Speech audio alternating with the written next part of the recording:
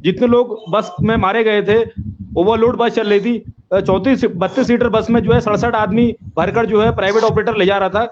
तो यही स्थिति दोबारा प्रदेश में होने वाली है। दोबारा से प्रदेश की जनता को इस तरीके का सामना करना पड़ेगा, क्योंकि रोडवेज की जो सेवाएं सुलभ हैं, उसमें सीट की कैपेसिटी के हिसाब से जो हमारे ड्राइवर कंडक्टर हैं वो यात्रियों को ले जाते हैं, गंतव्य तक छोड़ते हैं। पर प्राइवेट ऑपरेटर जो है उन्हें अपने कमाने की रहती है। अब देखिए, अब त्योहारी सीजन आएगा तो किराया एकदम बिल्कुल दुगना कर देंगे कि जी दुगना किराया लिए।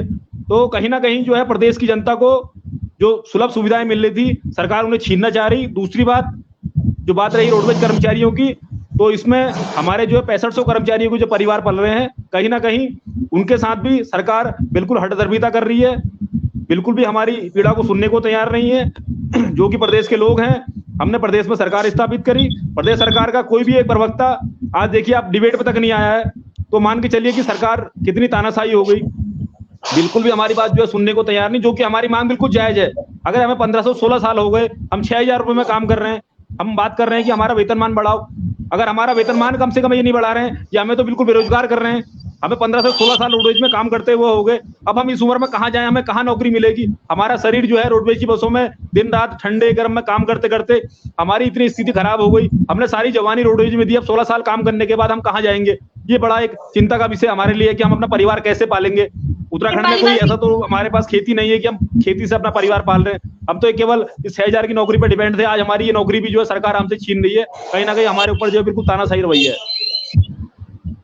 यूकेडी कुछ कहना चाह रही है, यूकेडी से जी। क्रांति भट्ट जी है, फिर मैं तुरंत आशीष जी जी। आपके पास में आ रही हूँ, कांग्रेस पार्टी के पास। तुरंत रखिए, 2 मिनट में अपनी देखो बात, भट्ट जी। देखो रितिका जी, हमारे पालीवाल भाई ने ये बोला है कि एक दिवसीय आपके धरने पर उत्तराखंड क्रांति दल नहीं आई। मैं आपको थोड़ा सा जानकारी दे दूं पालीवाल जी। एक सिस्टम होता है, आपका कोई अध्यक्ष बता दे कि आपने उत्तराखंड क्रांति दल के किसी नेता को फोन किया हो। कई चीज ऐसी होती है जो पता भी नहीं चल पाती। पिछली बार आपके 300 रोडवेज के जो ड्राइवर कंडक्टर निकाल दिए गए थे, उनका डेलीगेशन हमारे पास आया था। उन्होंने कहा था हमारे साथ अत्याचार हुआ। फिर हमने आपके जैन जो थे डायरेक्टर, उनका घेराव किया और धरने प्रदर्शन किए। उसके बाद वो इतने मजबूर हुए कि उनको दोबारा रेगुलर उनको रखना पड़ा ड्यूटी पर अपने। तो ऐसा नहीं है कि हम नहीं आए। उत्तराखंड के अंदर 65 से 70 जगह पर धरने प्रदर्शन चल रहे होते हैं, और जहां भी धरने प्रदर्शन होते हैं कहीं ना कोई उनका नेता सूचना जरूर दे देता है कि भाई साहब हम यहाँ धरना दे रहे हैं, आप आ जाइए। हमारे आदमी चले जाते हैं, कई बार ठीक है। पता भी नहीं चलता। जैसे आपका ये धरना है, मुझे नहीं मालूम था कि आपका एक दिवसीय धरना हुआ। हाँ, शाम को जब अखबारों में चला तो पता लगा। मैं गांव था, मुझे गांव में पता लगा। अब ऐसी स्थिति में अगर देहरादून इकाई को नहीं पता लगेगा, हल्द्वानी इकाई को हमारी पता नहीं चलेगा, तो जरूरी नहीं है कि बिना पते हमको अंतर्यामी हम पहुंच जाएं धरने पे। तो ये संगठन के अध्यक्षों की, महामंत्रियों की नैतिक जिम्मेदारी होती है कि यदि वो धरना प्रदर्शन कहीं दे रहे हैं तो उनकी नैतिक जिम्मेदारी है तो संबंधित धरने की सूचना अपने तमाम राजनीतिक पार्टियों को दे। उसके बाद यदि कोई नहीं आता है, तब आपका खुलकर ये बोलना होता है कि ये लोग धरना प्रदर्शन का विरोध कर रहे हैं, ये पार्टी खराब है। जैसे ठीक कि है। किसी भी डिबेट के अंदर भारतीय जनता पार्टी का कोई प्रवक्ता जवाब देने के लिए नहीं आता, इसका मतलब आप समझते हो? 1,35,00,000 के लोगों की भावनाओं को अनदेखा भारतीय जनता पार्टी इसलिए करती है क्योंकि वो ये जानती है कि जब चुनाव आएगा तो इनको इनके वोट पे डाका कैसे डालना है वो उन्हें आता है।